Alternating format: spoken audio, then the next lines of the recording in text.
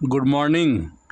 तो चलिए हम लोग रेलवे का एनटीपीसी का सेट को डिस्कशन कर रहे हैं। आपके सामने क्वेश्चन पड़ा हुआ है, 1 बाय 1 क्वेश्चंस को हम लोग मिलाते चल रहे हैं, ठीक है ना।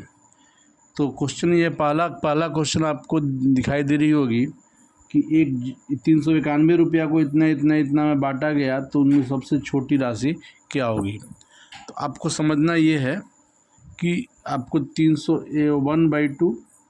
1/2, 2/3 एंड 3/4 बटा गया। 2 3 4 का एलसीएम आपका 12 हो जाएगा।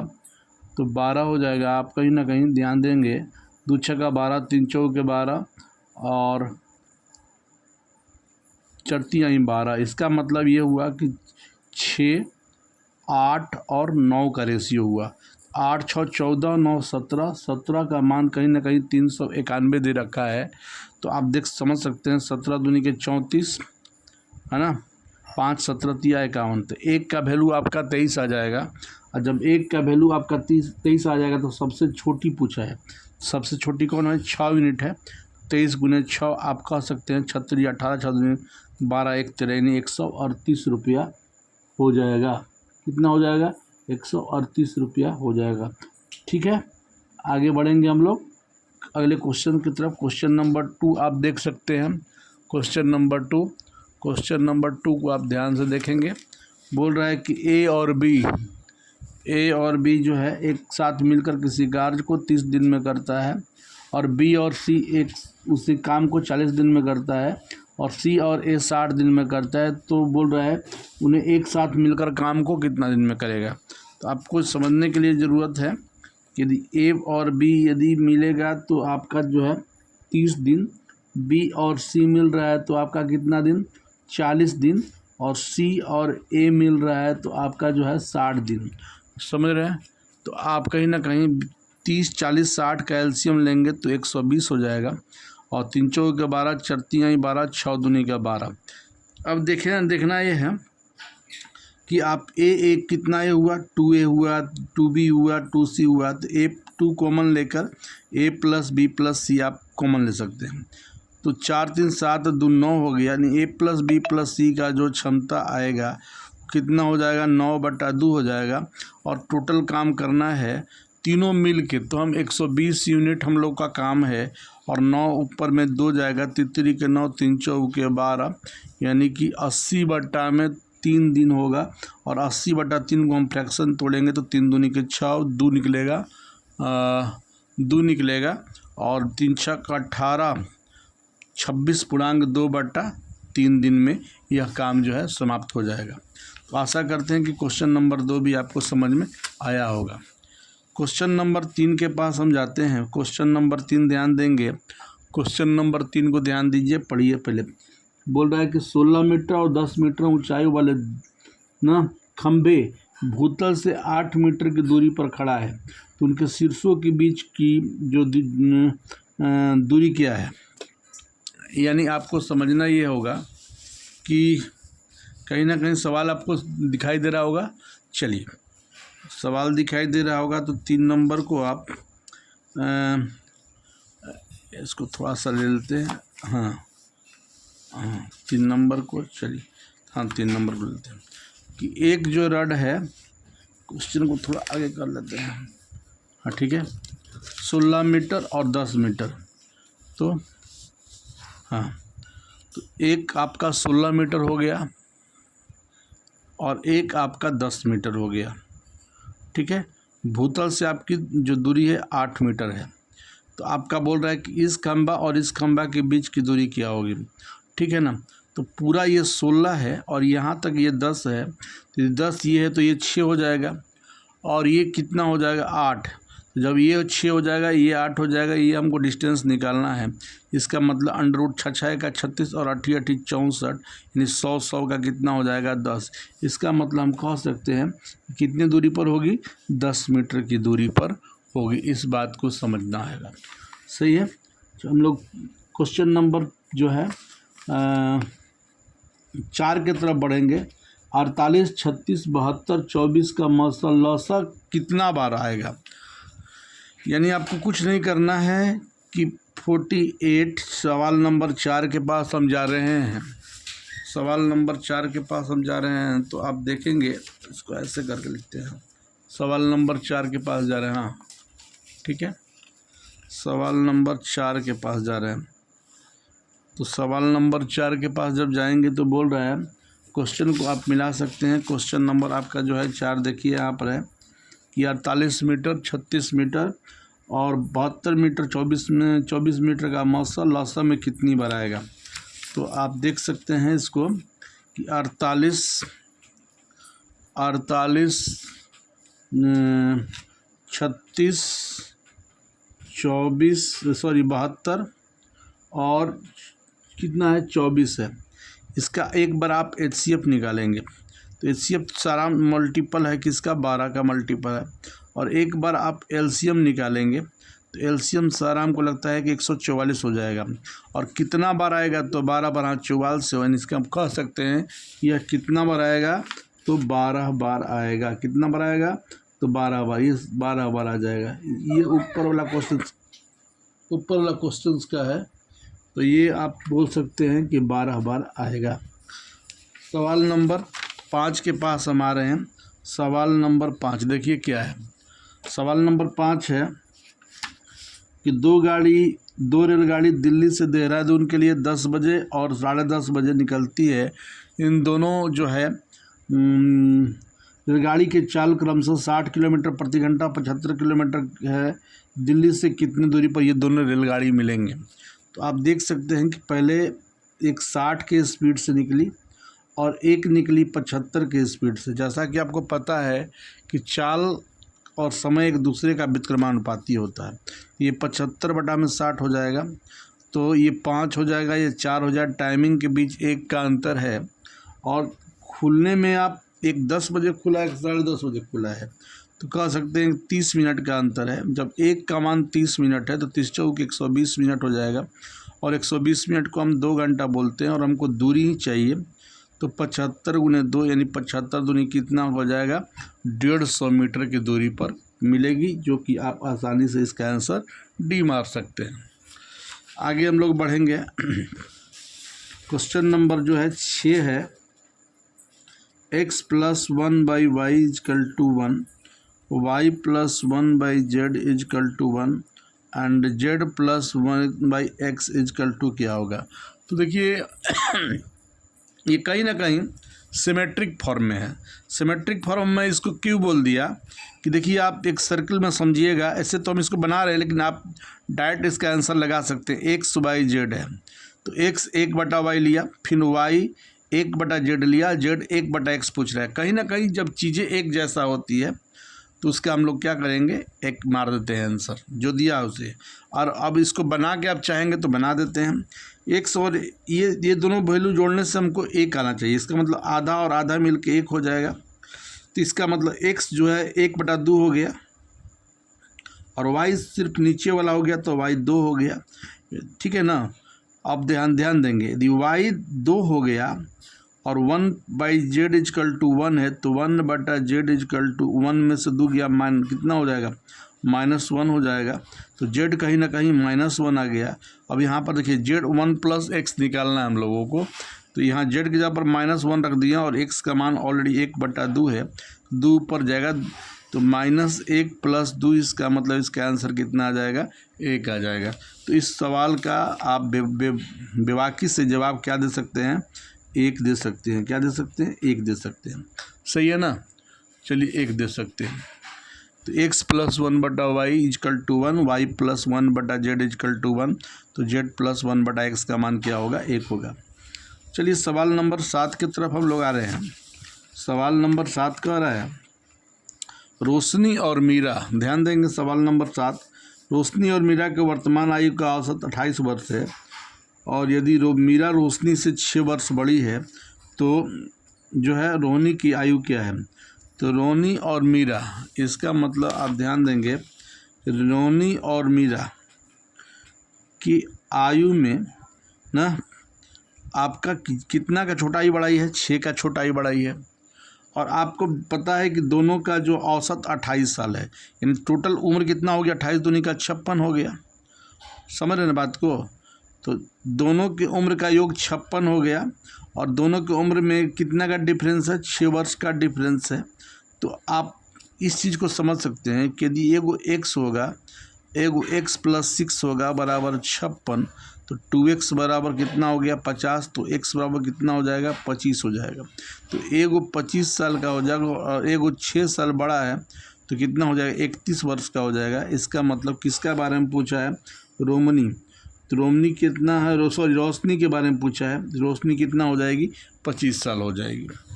आते हैं सवाल नंबर जो भी है, देखिए इसका एलसीएम आपको निकाल लेना होगा और 8 नंबर सवाल का, वह छोटी से छोटी धनराशि ज्ञात करें जो इतना, हाँ, तो इसका आप एलसीएम निकालें। एक अंकों वाली अभाज्य संख्या की संख्या कितनी है, तो एक अंक वाले अभाज्य संख्या आपको पता है कि 2, पहला 2 आ जाएगा, फिर 3 आ जाएगा, फिर 5 आ जाएगा, फिर 7 आ जाएगा, फिर क्या आ जाएगा 9 नहीं होगा। इसका मतलब इसकी संख्या 1 2 3 कितनी हो गई, 4 हो गई। क्वेश्चन नंबर 10 के पास हम जैसे ही आते हैं, एक चतुर्भुज के कोणों का अनुपात 1 2 3 4 है। चतुर्भुज का सबसे, आपको पता है कि 4 3 7 2 9 1 10, 10x का मान 360 है, 10 का वैल्यू 360 है, तो 1 का वैल्यू 36 हो जाएगा। और जब 1 का वैल्यू 36, तो सबसे बड़ा 36 चौके कितना होता है 144 होता है। तो आशा करते हैं कि ये बात आपको समझ में आ रही होगी। सवाल नंबर हम 11 के पास जाते हैं। तो यदि इतना इंटू इतना बराबर दिया हुआ है 3, तो बोल रहा है कि 750 गुना 0.4, तो ये गुना भाग कर लेंगे आप, छोटी सी चीज़ है। और 12 नंबर भी आप कर लेंगे। देखिए 13 नंबर सवाल को ध्यान दीजिए। 13 नंबर सवाल क्या है, यहाँ पर मिसप्रिंट है कि a + b + c बराबर 0 है, तो a² + b² + c² बटा c² - bc का मान क्या होगा। ध्यान देंगे ये तीनों संख्याओं का सम क्या है, 0 है। तो बड़ा बेबाकी से हम 1 - 1 और 0 कर सकते हैं। ऐसा वैल्यू पुट कीजिए जिसके चलते LHS का मान RHS के मान के बराबर हो जाए। अब देखिए यदि a का मान 1, b का मान -1, c का मान 0 पुट कर दिए, तो a आपका 1, तो 1 का स्क्वायर 1 हो गया, b 1 का स्क्वायर 1 हो गया, c 0 हो गया। देखिए ऊपर का वैल्यू आपका 2 आ गया, नीचे में आपका c0, तो कहानी ख़त्म हो गया। ये a² है और 1 का स्क्वायर 1, 2/1, इसका आंसर कितना हो जाएगा 2 हो जाएगा। तो आप हीट एंड ट्रायल से भी चीज़ों को कर सकते हैं। सवाल नंबर 14, निम्नलिखित में से कौन सी, इसमें क्या जोड़ी जाए कितना हो जाए। तो हम यदि आपको कहें बोल रहा है कि निम्नलिखित में से कौन सी संख्या, कौन सी भिन्न जोड़ी जाए, निम्नलिखित में कौन सी भिन्न 3/5 में जोड़ी जानी चाहिए। देखिए 3/5 में क्या जोड़िएगा, कोई भिन्न है तो मान लो x/y भिन्न है, जो इसका उल्टा हो जाए, मतलब व्युत्क्रम हो जाए, तो 5/3 हो जाए।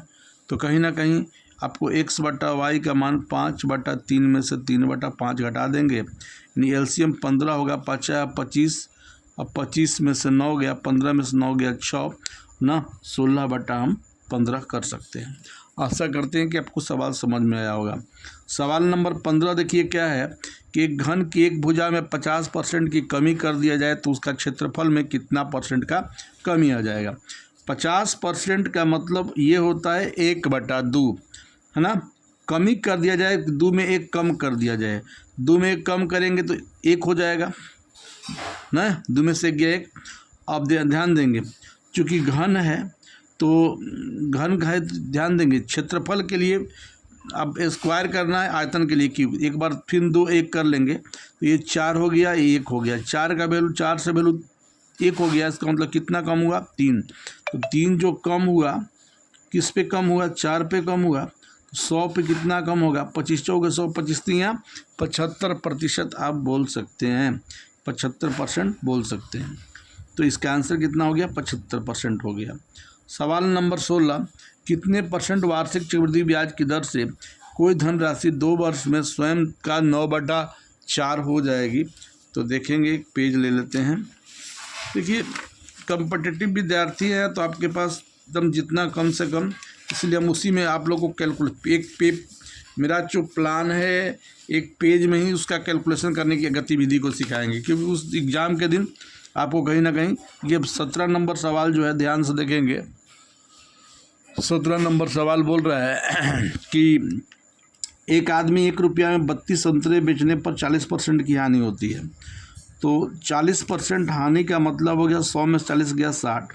कब? जब 1 रुपया में वो 32 बेचता है।